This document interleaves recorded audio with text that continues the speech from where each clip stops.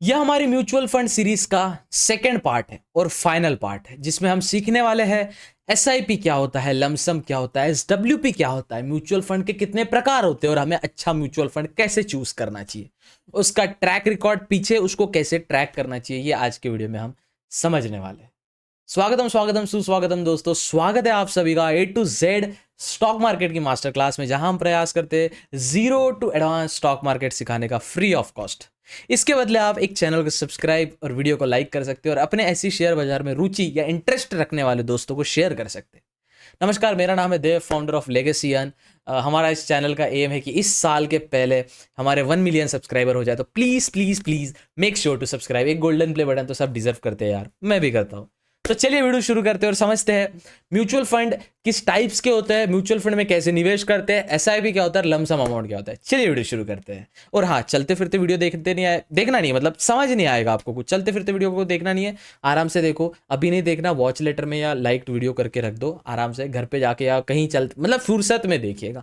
जितना बड़े स्क्रीन में देख सकते हो उतना अच्छा रहेगा। उससे क्या होता है ना, समझने में आसानी जाता है, लेकिन फोन से तो आप देख ही सकते हो। चलिए वीडियो शुरू करते हैं। और हाँ, टेलीग्राम चैनल ज्वाइन कर लेना, लिंक डिस्क्रिप्शन में, और इंस्टाग्राम पे फॉलो कर लेना @legacy।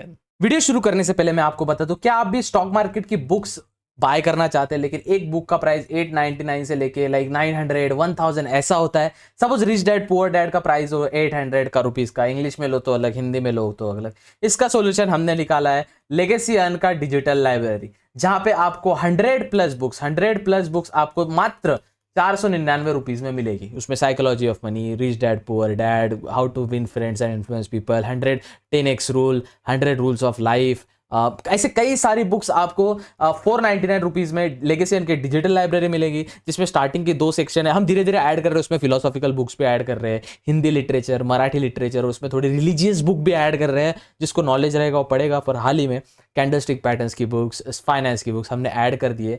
सिर्फ और सिर्फ 499 रुपीज में आप चेकआउट कर सकते हो। टॉप पे जो लिंक आ रहा है डिस्क्रिप्शन में, उस पर क्लिक करके। चलिए वीडियो समझते शुरू कर। देखो, म्यूचुअल फंड के पहले वाले एपिसोड में मैंने आपको बताया था म्यूचुअल फंड क्या होता है, किस प्रकार से काम करता है। आज अपन समझेंगे कि म्यूचुअल फंड में एग्जीक्यूट कैसे किया जाए। इसमें 2 चीज आपको समझनी पड़ेगी, एनएवी और CAGR। अब एनएवी मतलब net asset value. Net asset value क्या होता है, सबसे पहले ये समझेंगे। देखो, म्यूचुअल फंड में ना, जब म्यूचुअल फंड में जब कई हजारों लोग इन्वेस्ट करते हैं, सपोज कोई फंड है XYZ का, इक्विटी फंड है। इक्विटी फंड मतलब वो क्या करता है, अपने साइड से स्टॉक्स में निवेश करता है। अब इक्विटी फंड में सपोज 1000 लोग है, 1000 लोग ने 100 रुपए डाले, तो टोटल फंड का वैल्यू कितना हुआ, 1 लाख रुपए, राइट। अब 1 लाख रुपए का जब वो फंड में जब निवेश करते हैं, उसकी कुछ एनएवी बनती है। एनएवी मतलब उस फंड का प्राइस। वो जो फंड है, सपोज कोई XYZ फंड है, उस फंड का कोई, जैसे रिलायंस के स्टॉक का प्राइस होता है, आइडिया वोडाफोन के स्टॉक का, एयरटेल के, ऐसे स्टॉक्स का प्राइस होता है। वैसे एनएवी मतलब आप समझिए उस फंड का प्राइस, उस फंड के यूनिट का प्राइस। जैसे आप 100 रुपीज का सपोज कोई फंड में निवेश करते हो ना, और सपोज उसका 5 रुपए उसका एनएवी है, तो एक यूनिट इक्वल टू 20 उसका एनएवी हुआ, नेट एसेट वैल्यू। तो जब 100 रुपीज इन्वेस्ट करते हो तो आपको ऐसे 5 यूनिट्स मिलते हैं। तो 5 × 20 इक्वल टू 100। अब समझ आया आपको कि ये जो 20 था, ये आपने मतलब इसका 20 ये एनएवी वैल्यू हो गया, नेट एसेट वैल्यू। उसका वैल्यू अगर ऐसे आपको 5 मिलेंगे जब आप 100 इन्वेस्ट करते हो। आप जब 200 इन्वेस्ट करते हो तब आपको 10 मिलेंगे, फिर 10 × 20 इक्वल टू जो बेस इसका एनएवी है, और ये 1 यूनिट का, इससे आपने 200 इन्वेस्ट किया तो आपको 10 यूनिट्स मिलेंगे। टोटल कितने हो रहे हैं, 200 रुपए। तो इसे हम कहते हैं नेट एसेट वैल्यू। ये आपको ओवरऑल फंड का कितना मतलब फंड का यूनिट कितने का। जब आप रिडीम करने जाते हो ना, फंड में क्या होता है, जैसे आप बोलते हैं विड्रॉ करना है, इसमें फंड में कहते हैं रिडीम करना है। क्योंकि आप जब रिडीम करने जाते हो तब आपको नेट, जैसे 5 आपको मिले हैं इंटू 20 वाला, मतलब जिसका नेट एसेट वैल्यू है 20, तो आपको 5 यूनिट्स मिले। जब आप 5 यूनिट्स रिडीम करने जाओ तो आपको वो ओवरऑल, अगर वो 20 रुपए के प्राइस में मिल रहा है तो आपको 100 रुपए चल जाएंगे। ऑफकोर्स वो प्राइस बढ़ेगा, 20 का 21 होता है, 22 होता है, ऐसे धीरे धीरे म्यूचुअल फंड का भी प्राइस ग्रो होता है। और एक होता है एनएवी, आपको समझ आ गया, नेट एसेट वैल्यू जो होता है। एक होता है CAGR। ये समझना इसलिए जरूरी है, CAGR मतलब पास्ट में इतना, इसका कितना आया। इसका एक्चुअल होता है कंपाउंड एनुअल ग्रोथ रेट। ये आपको समझना पड़ेगा, compound annual growth rate. Overall ये एनुअली मतलब 1 ईयर का, मतलब 365 डेज और 1 ईयर का, ये कितना रिटर्न अपने को दे रहा है, कितना ब्याज अपने को दे रहा है। सपोज किसी फंड का 43% एनुअल रिटर्न है। 43% बहुत होता है दोस्तों। हमेशा याद रखिएगा, राकेश झुनझुनवाला जी क्या कहते थे कि अगर आप किसी स्टॉक में एक साल में 18% कमा रहे हो तो यू आर द किंग, और 21% कमा रहे हो तो यू आर द एम्परर। तो ये फ्यूचर एंड ऑप्शन वाले जो 2 दिन में पैसा डबल करते हैं ना, वो डूबता भी वैसे ही है। खैर, तो जब अपन बात करते हैं CAGR किसी कंपनी का 43 है, तो इसका अर्थ क्या हुआ, वो स्टॉक अगर अपन ने 100 रुपए में परचेस किया है तो एक साल बाद, मतलब वो म्यूचुअल फंड अपन ने 100 रुपए का परचेस किया है, तो एक साल बाद उसकी प्राइस 143 रुपीज रहेगी, और वो कंपाउंड हो गया। फिर नेक्स्ट ईयर अगर आपने विड्रॉ नहीं किया तो वो जो अगला बैच लगेगा वो 143 रुपीज पे 43% लगेगा, है ना। तो ऐसे ऐसे कंपाउंड करते करते ओवरऑल बढ़ते जाता है। देखो, कंपाउंड इंटरेस्ट समझ लेते हैं पहले। म्यूचुअल फंड हमेशा कंपाउंड इंटरेस्ट पे काम करता है, वो चीज को समझ लेते हैं। सपोज एक पहाड़ है, एक बड़ा सा माउंटेन है ना, 8000 फीट का एवरेज जैसा माउंटेन है, और वो माउंटेन काफी बड़ा है, ऐसे पूरा बड़ा सा माउंटेन है, और यहाँ अपने बंटी मस्ती करते रहता है। बंटी क्या करता है, एक छोटा सा पत्थर ना ये माउंटेन से फेंकता है, तो पत्थर धीरे होते होते, क्योंकि माउंटेन पे तो स्टार्टिंग ही तो ऊपर होता है तो बर्फ होती है, पत्थर बड़ा होता है, बड़ा होता है, बड़ा होता है, आजू बाजू बर्फ लगती है और बड़ा होता है, आजू बाजू बर्फ लगती है और बड़ा होता है, आजू बाजू बर्फ लगती है, और वो इतना सा जो पत्थर था वो बर्फ लग लग के बहुत बड़ा हो गया। ये हुआ कंपाउंड हुआ, व्याजाला व्याज लागने, इंटरेस्ट। मतलब देखो, फॉर एग्जाम्पल आपने 100 रुपए काय में इन्वेस्ट किया, आपको 10% ब्याज मिला साल का, एट द ईयर एंड आपको कितना बना, 110%। तो अगला ईयर में, अगले साल में 110% पे वो ब्याज लगेगा। अगर आप वो 10 रुपए रिडीम नहीं करते हो तो आपको ब्याज लगेगा 110% पे। कितना लग रहा है, 111 रुपए। फिर अगले साल वो 111 पे ब्याज लगेगा, फिर वो 112 होंगे। तो ऐसे बढ़ते कंपाउंड इंटरेस्ट होता है, और वो एक बड़ा सा एक गोला बना लेता है। अब जब अपन कंपाउंड इंटरेस्ट की बात करते हैं तो अपने सामने कई सारी चीजें आती है, वो खैर अभी तो वो अपने हिस्से का पार्ट नहीं है, लेकिन वही आपको 2 चीजें यहाँ पे समझ आ गई। NAV मतलब नेट एसेट वैल्यू क्या होता है उसका, CAGR मतलब कंपाउंड एनुअल ग्रोथ रेट उसका क्या होता है। मतलब ये एक साल में, एक ईयर में, या 2 ईयर में, या 3 ईयर में, या 4 ईयर में, या 5 ईयर में ये कितना ग्रो हुआ है, ये कंपाउंड एनुअल ग्रोथ रेट अपने को बताता है। ये समझ आ गया आपको। NAV मतलब नेट एसेट वैल्यू उसकी कितनी है ये अपने को पता चलता है, मतलब उसकी जो एक यूनिट की प्राइस है वो क्या होती है। चलो इतना आपको समझ आ गया। Now there are multiple funds. Equity fund माने जो आपके स्टॉक मार्केट में निवेश करती है, स्टॉक मार्केट के स्टॉक्स में निवेश करती है, मतलब इक्विटी फंड। डेट फंड माने कर्जे में निवेश करती है या बैंक में निवेश करती है, सरकारी जो बॉन्ड्स होते हैं उसमें निवेश करती है, ऐसा समझिए। अभी फंड ऑफ फंड माने अब धीरे धीरे ऐसे कई सारे फंड्स होते हैं, वो अपन समझने का प्रयास करते हैं। चलिए अब मैं आपको धीरे धीरे बताता हूं कि किस टाइप्स के फंड होते हैं और किस प्रकार से वो काम। अब ये देखिए, जैसे ये मेरा कॉइन बाय जीरोधा का म्यूचुअल फंड है। आप किसमें, मेरे एक्चुअली ये मेरा एक्सपेरिमेंटल म्यूचुअल फंड है। आप कोई भी आपका जो ब्रोकर रहेगा उसमें आपको म्यूचुअल फंड की एक वो मिल जाती है, क्या कहते हैं उसे, एक सुविधा मिल जाती है। म्यूचुअल फंड, सबसे पहले आपको एक चीज समझनी पड़ेगी। जब आप कोई म्यूचुअल फंड पे जाते हो, सपोज कोई आप म्यूचुअल फंड पे जाते हो, तो फंड का एक वो होता है, फॉर एग्जाम्पल फंड की एक स्कीम होती है, वो स्कीम अपन मैं बता देता हूं। डिस्क्लेमर, सबसे पहले एक डिस्क्लेमर आता है, mutual fund investment are subject to market risk, read all the scheme related document carefully, past performance is not indicator of future return। Past का परफॉर्मेंस ये इंडिकेटर नहीं है कि फ्यूचर में इतना ही रिटर्न आपको मिलेगा। Coin is, I am so sorry boys, coin is only an order collection platform. Coin ये बस जो प्लेटफॉर्म है, जीरोधा का ये प्लेटफॉर्म। कॉइन मतलब काइट में ट्रेड करते हैं, कॉइन में ये म्यूचुअल फंड को ट्रैक कर सकते हैं, ऐसे अलग अलग प्लेटफॉर्म्स रहते हैं, अलग अलग ऐप है उसके। जैसे आपका ग्रो में भी रह सकता है, आपका फायर्स में भी है, लिंक आप डिस्क्रिप्शन में दिया, ओपन कर सकते हैं, हर जगह होता है। लेकिन मैं आपको यहाँ का बता रहा हूँ अभी। Fund investment only are subjected to market, right. Coin is only collection platform, ये बस पैसा कलेक्ट करता है on the behalf of client. वो क्लाइंट से पैसा लेता है और देता है BSE स्टार MF। अब ये समझना पड़ेगा BSE स्टार MF क्या होता है। BSE स्टार MF में म्यूचुअल फंड का पैसा रखता है, और म्यूचुअल फंड में मतलब एक ऐसा समझिए गेटवे होता है, एक रास्ता होता है उसके अंदर घुसने का। तो जब भी आपका पैसा जा रहा है वो ब्रोकर के जरिए स्टार MF में जा रहा है, उसके बाद वो अलॉट हो रहा है आपको।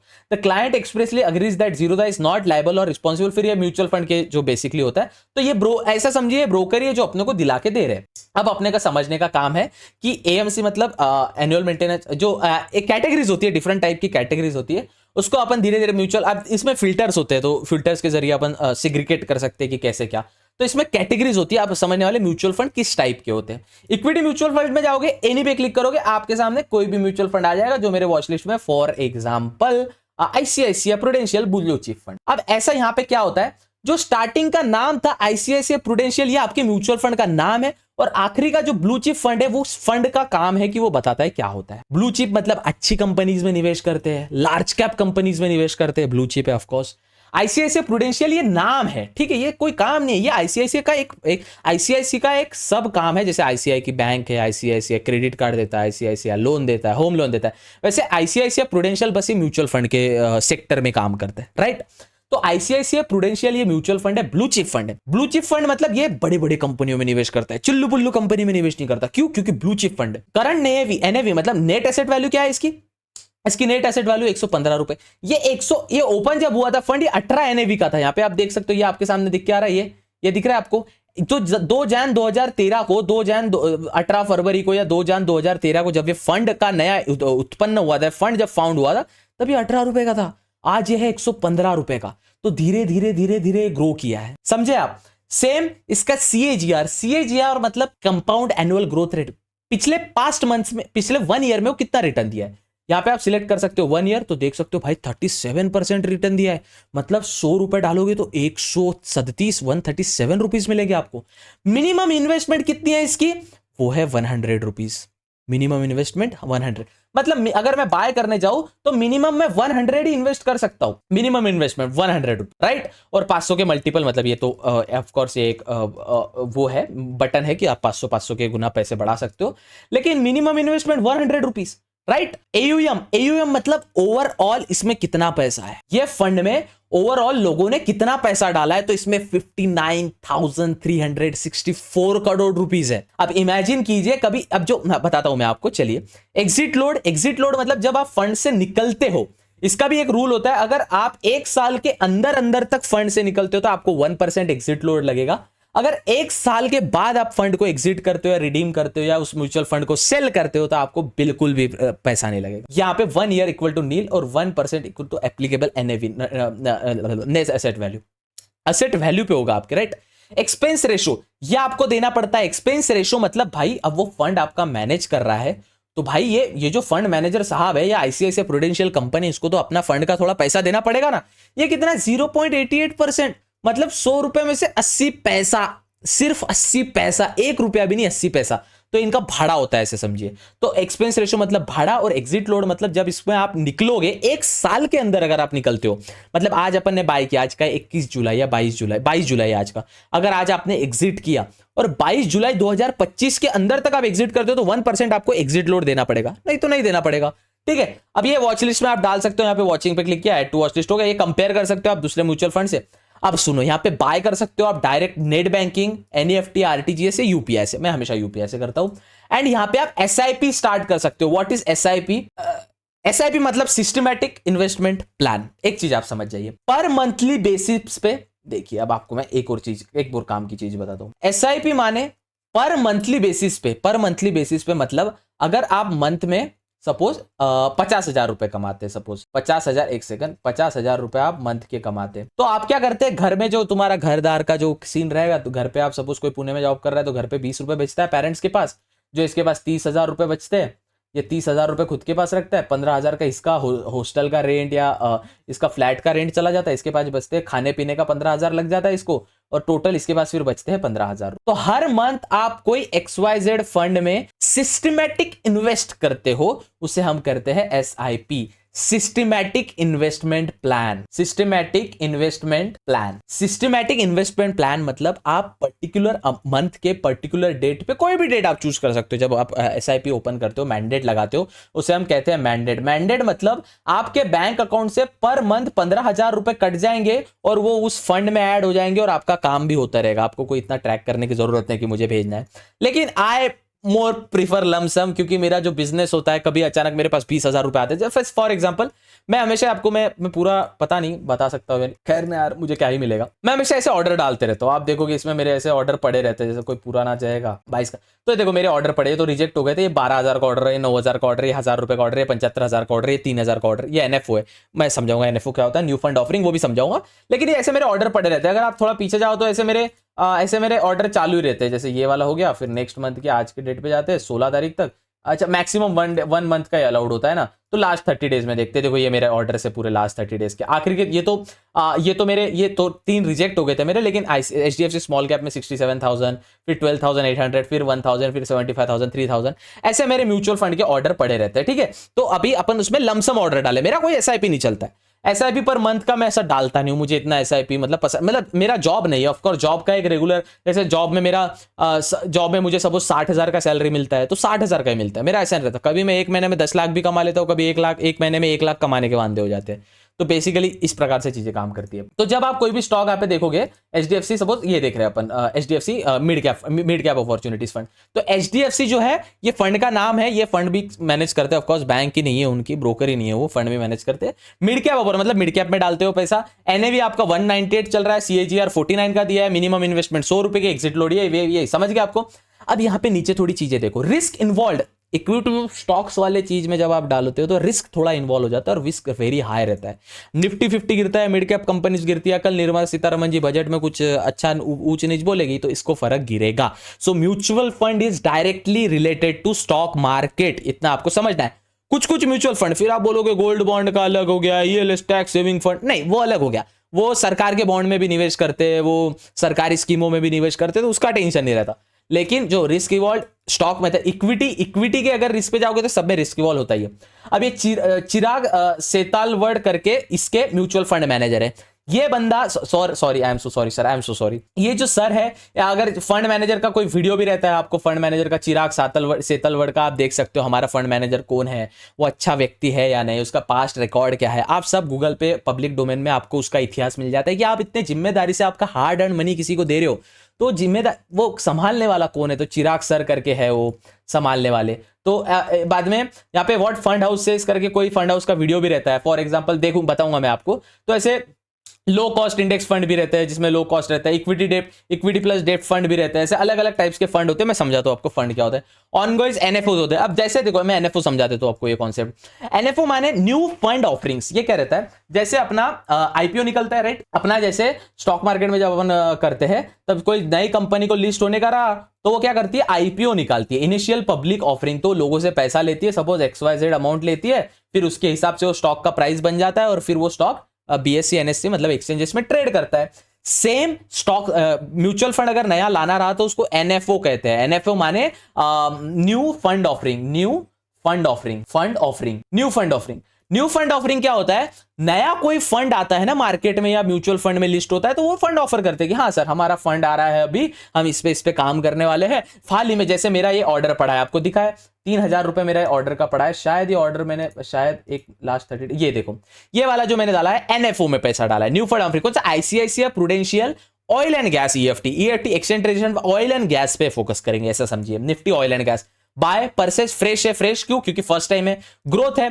अब इसमें इनकम और ग्रोथ ये भी बता दो मैं क्या होता है, पहले आप ये समझ लो कि न्यू फंड ऑफरिंग मतलब म्यूचुअल फंड का आईपीओ, जो नया फंड आता है वो न्यू फंड ऑफरिंग में आपको दिख जाएगा, अलग अलग टाइप के फंड होते हैं। अब यहाँ पे एक और चीज मैं आपको समझा दूं कि ये काफी कंफ्यूजिंग कॉन्सेप्ट होता है म्यूचुअल फंड के लिए, वो है एक रहता है ग्रोथ, एक होता है ग्रोथ, एक होता है IDWC मतलब इनटर्म कुछ तो लॉन्ग फॉर्म होता है इसका, मैं भूल गया थोड़ा, है ना।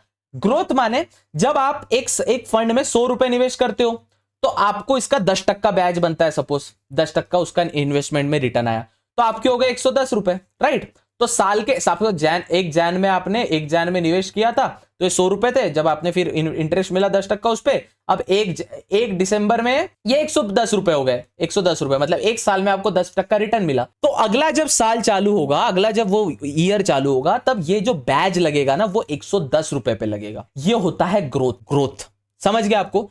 लेकिन IDWC ऐसा कुछ तो होता है, इनटर्म होता है, आप देख लेना आपके फंड में भी रहेगा, मैं बताता हूं अभी आपको बताऊंगा।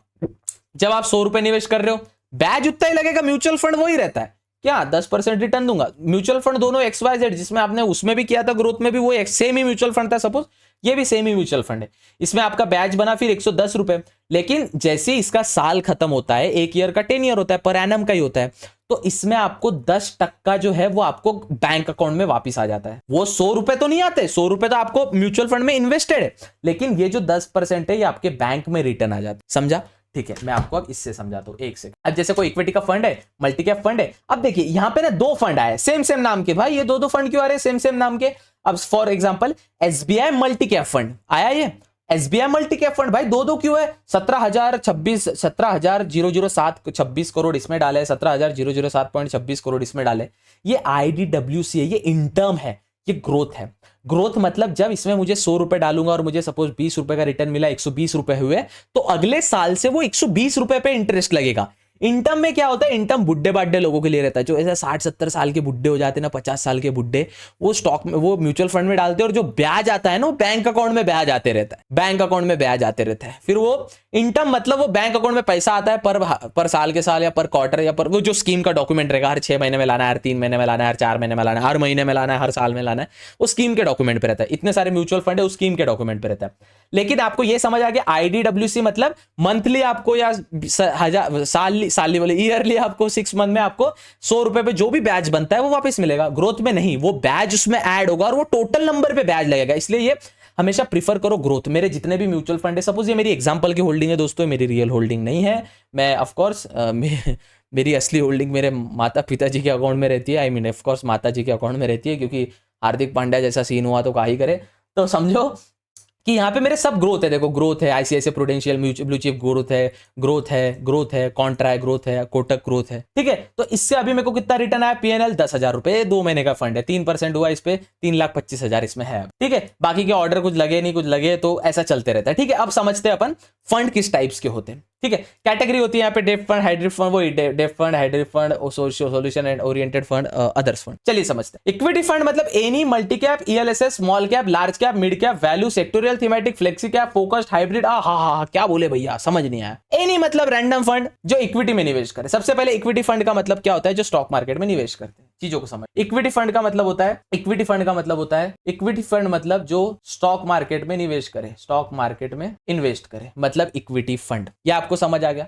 मतलब जो शेयर बाजार, जो इंडियन स्टॉक मार्केट है, इंडियन स्टॉक मार्केट में जो निवेश करता है, जो अपने पैसे लेके एक फंड मैनेजर स्टॉक मार्केट में निवेश करता है, उसे हम कहते हैं इक्विटी फंड। समझ आ गया।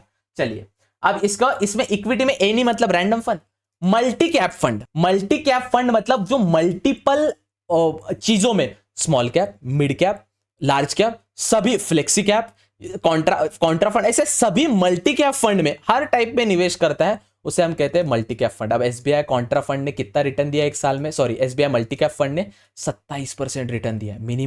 मिनिमम इन्वेस्टमेंट 5,000 रुपए। लॉक इन पीरियड है, कुछ लॉक इन पीरियड देखना जरूरी है दोस्तों। ये नहीं देखोगे तो फंस जाओगे। कुछ का लॉक इन पीरियड रहता है 5 साल, किसी फंड का 10 साल। आप उसके बीच में पैसे निकाल सकते हैं ना, कितना भी हो जाए, तू वो फंड मैनेजर के जाके उनको जॉब देके आ जाए, लेकिन आप पैसे नहीं निकाल सकते उसमें से, ठीक है। तो वो होता है लॉक इन पीरियड। ये समझ आ गया आपको। अब आपको समझना है इक्विटी में मल्टी कैप मतलब मल्टी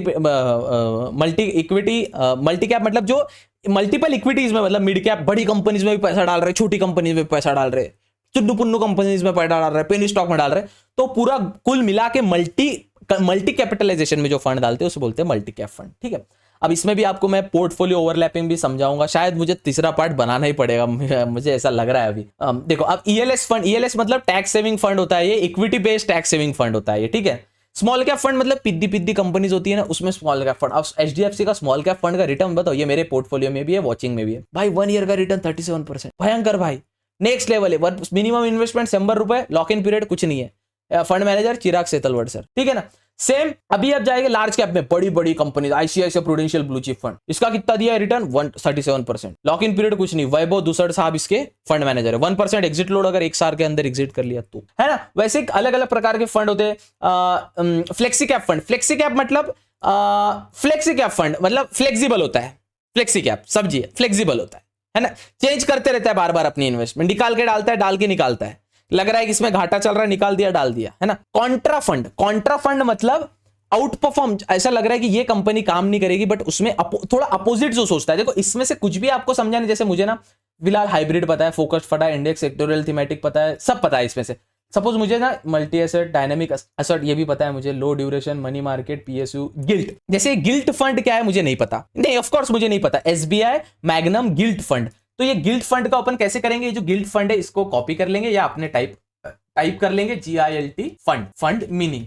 जब ऐसे गूगल पे जाओगे तो आपको मिल जाएगा, a guilt fund is a type of mutual fund that invest in government securities. अब मुझे समझा कि गिल्ट फंड क्या होता है, ऐसा फंड होता है जो गवर्नमेंट के सिक्योरिटीज में निवेश करता है, राइट। अब देखो इक्विटी फंड में ये स्टॉक मार्केट में निवेश करता है। इंडेक्स मतलब जो इंडेक्स होता है ना अपना, हेल्थ केयर इंडेक्स, ये इंडेक्स वो इंडेक्स, उसमें ये टाटा निफ्टी, मिड कैप, ये भी देखो ये पिछले एक कब ओपन, देखो ये जब कोविड का ये रिजल्ट का 2 जून रिजल्ट का टाइम में देखो 9 रुपए पे इसका NAV आ गया था। अभी कितना चल रहा है NAV, 10 रुपए चल रहा है, तो मार्केट नीचे भी आया था हाल ही में। अभी नया फंड है, कब बना ये फंड, इसका फंड का जो ओपनिंग है पता है, लॉन्च ऑन 8 अप्रैल टूटा, अभी का 8 अप्रैल 2024 को हुआ था। हेल्थ केयर फंड टाटा ने लॉन्च किया था। लेकिन उस फंड में मतलब देखो, फंड पे रिसर्च करते जाओ, ऐसे नहीं गंदा आया तो फंड में डाल दिया, अच्छा कूल लग रहा था, नहीं ऐसा नहीं होता, ठीक है। ये स्मॉल कैप फंड छोटी छोटी कंपनीज में डालते हैं। ऐसे लार्ज कैप बड़ी company, value sectoral, perfect sectoral मतलब किसी परफेक्ट सेक्टर में डालते हैं। फ्लेक्सी कैप फोकस्ड फंड रहता है। हाइब्रिड घूमते फिरते रहता है। डिविडेंड यील्ड, जिसपे डिविडेंड, जो कंपनी डिविडेंड देती है वही कंपनी में निवेश करते हैं। Contra fund, SBI Contra fund में भी निवेश करता हूं, मेरा जो आखिरी का ऑर्डर है शायद एसबीआई कॉन्ट्रा फंड का ही था। जी हाँ, कॉन्ट्रा फंड का निवेश भी है। इंडेक्स में जो मैंने आपके बताया। डेप्ट फंड मतलब लॉन्ग टर्म रहता है। डेप्ट फंड बहुत कम रिस्की रहता है। आप देखोगे जैसे इसमें कोई भी फंड में मैं जा रहा हूँ, value asset fund, HDFC value fund में जा रहा हूँ मैं सपोज, फिर इसकी कितनी है, क्योंकि इक्विटी फंड है तो कितनी है, very high. Subject Gautam Bhupal ने जो फंड मैनेज किया है साहब ने, 13,000 करोड़ का फंड है, 0 जो भी इसका पूरा प्रोसीजर है भाई, 54% का रिटर्न लाला एक साल में, बहुत हो जाता है भाई। तो ये वैल्यू फंड जो ग्रेट वैल्यू देते हैं, आप रिसर्च कर सकते हो कौन सा फंड का क्या है, तो आप समझ सकते हो। मुझे भी पूरे लर्न नहीं रहते ऑफ कोर्स, मुझे basic mid cap fund, flexi cap fund, Contra fund, liquid fund, dividend yield fund, Contra fund, multi cap, ELS fund, ये मुझे पता है, ठीक है। अब इसमें हाई रिस्क होता है इक्विटी में। आप डेट में जाओगे आप, अब इसमें जाओगे आप, सपोज जाओगे गिल्ट में। गिल्ट फंड मतलब जो government security, SBI magnum guilt fund, इसमें रिस्क देखो कम रहता है, मॉडरेट रिस्क है इसमें, पर रिस्क मॉडरेट है तो भैया रिटर्न पर साल का 8% ही मिलता है। 8% रिटर्न माने म्यूचुअल फिक्स डिपॉजिट जितना रिटर्न जो अपने बैंक में फिक्स, कल बैंक तो 6-7 देती है लेकिन ये 8 दे रहा है।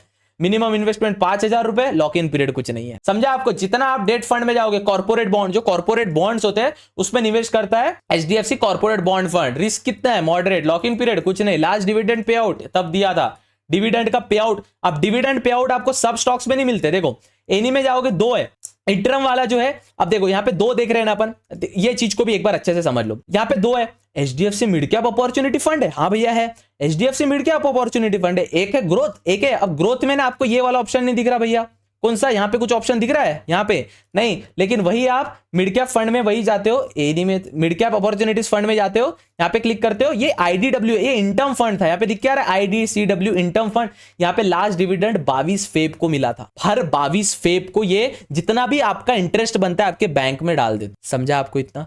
चलो आई होप आपको समझा होगा। अब ये डेट फंड है, डेट फंड में money market fund, gilt fund, banking and PSU sectors में डालते हैं, ultra short duration fund, credit risk fund, medium to long duration, gilt with 10 year constant duration, 10 साल के लिए। अब इसमें जैसे ये वाला अगर देखा जाए तो इसमें लॉक इन पीरियड मैक्सिमम रहते हैं, लॉक इन पीरियड रहते हैं इसमें, खैर अभी तो नहीं है लेकिन लॉक इन पीरियड वाले भी कई सारे रहते हैं। हाइब्रिड फंड मध्ये any fund, arbitrage fund, dynamic asset location fund, multi asset location fund, aggressive. ये अग्रेसिव मतलब ना इक्विटी और डेप्ट, जैसे आईसीआईसीआई प्रूडेंशियल इक्विटी और डेप्ट फंड, हाँ ये मेरा नेक्स्ट रहने वाला है फॉर श्योर, इसमें मैं करने वाला हूं थोड़ा invest.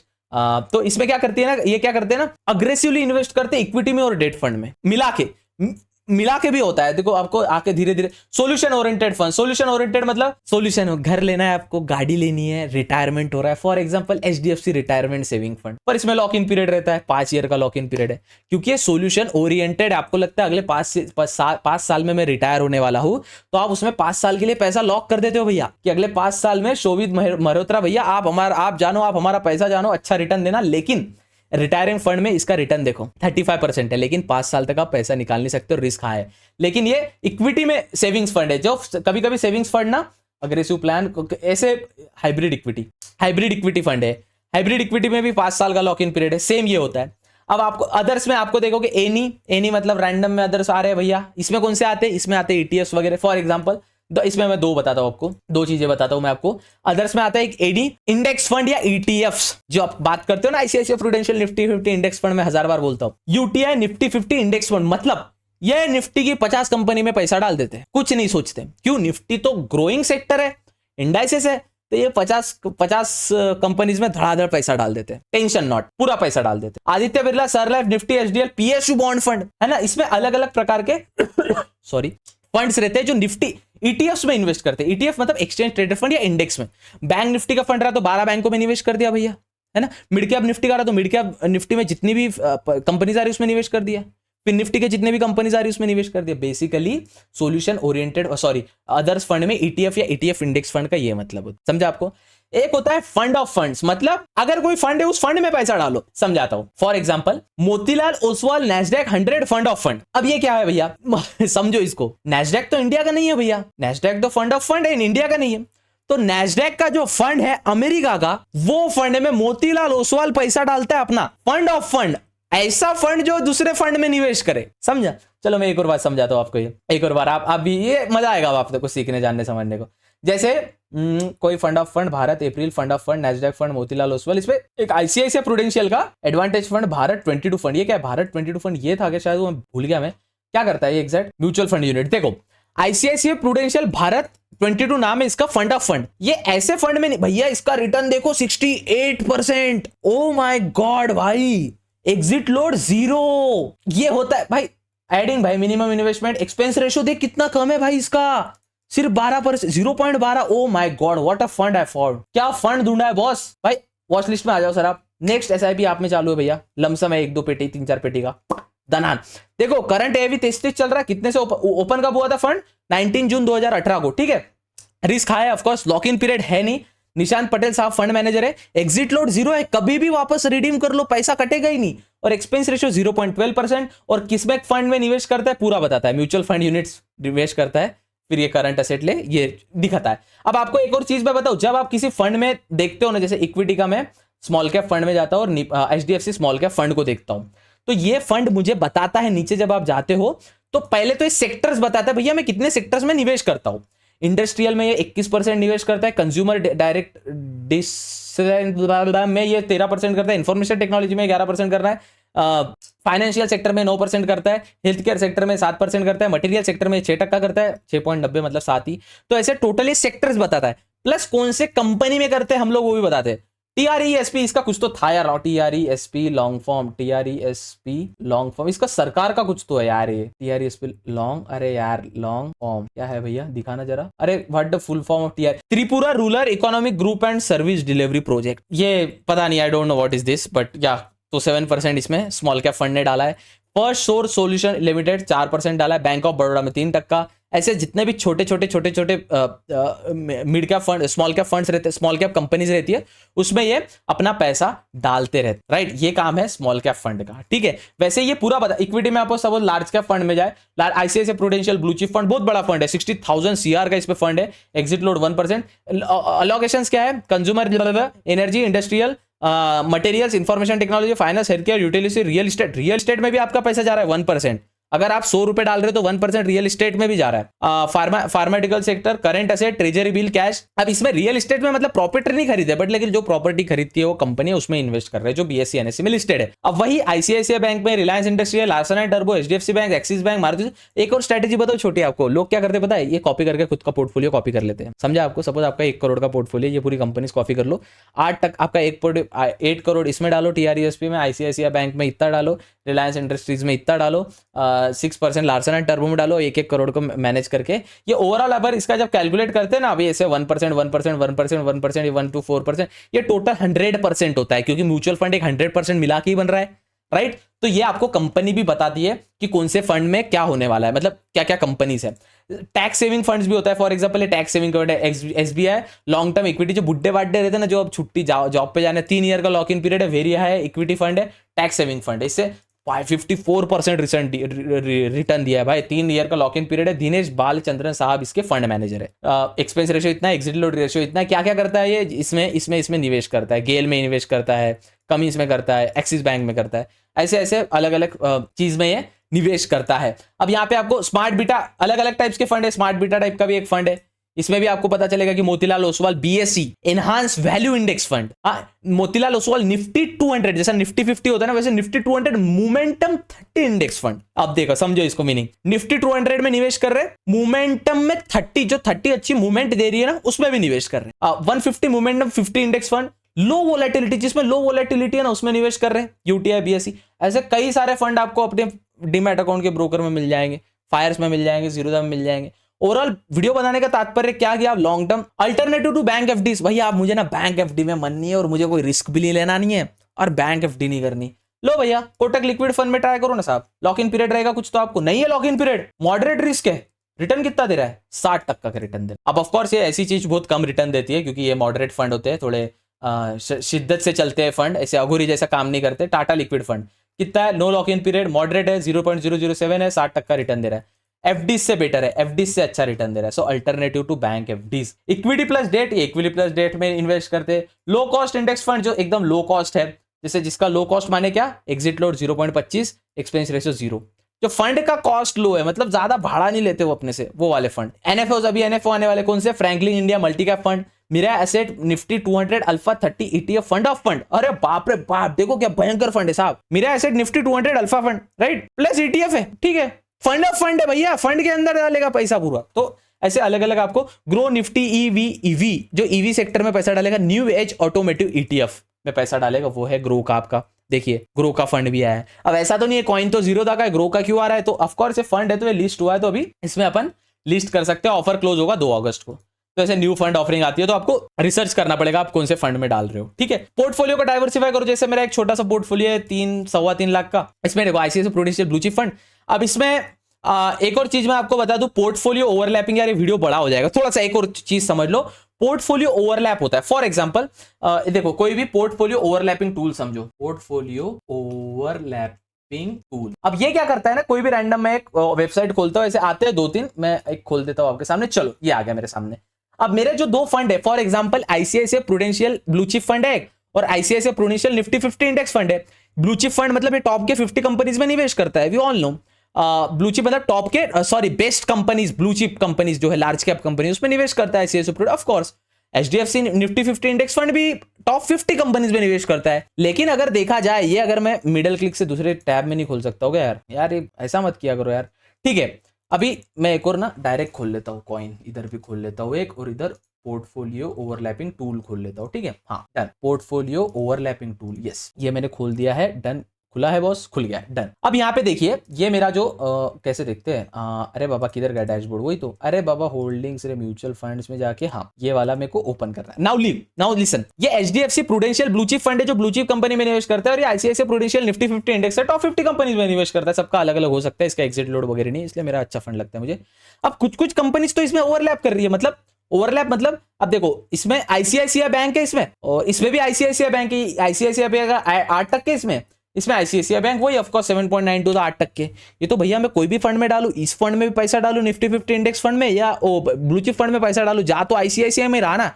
This is called portfolio overlapping. इसको चेक करने के लिए आप कोई भी पोर्टफोलियो ओवरलैपिंग टूल पे जा सकते हो। इसमें मैंने क्या किया था, आईसीआईसीआई प्रूडेंशियल, अबे यार रिसर्च नहीं कर सकते क्या, क्या गंदा है भाई। आईसीआईसीआई, अबे इंडेक्स फंड नहीं, अरे क्या, अच्छा सॉरी, सिलेक्ट कैटेगरी ऑल में जाने का है, सॉरी इधर टाइप करते हैं आईसीआईसीआई प्रूडेंशियल, कौन सा था, प्रूडेंटियल ब्लू चिप फंड, ये हो गया ब्लू चिप फंड, राइट। और ICICI prudential Nifty 50 index fund, ये मेरे 2 हो गए, निफ्टी 50 इंडेक्स फंड, राइट। ये मेरे 2 फंड हो गए, एक सेकंड यही था ना, यस ये 2 मेरे फंड हो गए, आईसीआईसीआई प्रूडेंशियल जो ये था ब्लू चिप फंड, और ये था। अब मैं इस पे जब सबमिट पे क्लिक करूंगा ना, मैं देखूंगा कितना पोर्टफोलियो मेरा ओवरलैप कर रहा है, कितनी कंपनीज मेरी सेम आ रही है एक ही पोर्टफोलियो में। अब देखो यहाँ पे ओवरलैप कितना कर रहा है, 56 पॉइंट यहां पे लिख के आ रहा है। पोर्टफोलियो मेरा 56, मतलब इसमें से आधी से ज्यादा कंपनीज मेरी सेम है दोनों म्यूचुअल फंड में। इसलिए मैं अभी ब्लू चिप फंड में इतना निवेश नहीं करता हूं, रादर देन मैं निवेश करता हूं। मतलब 56 कंपनीज अलग है, बट बचे भी मतलब 50% कंपनीज सेम ही है दोनों में। जैसे देखा जाए तो लार्सन एंड टर्बो इसमें भी है, और लार्सन एंड टर्बो इसमें भी है ना।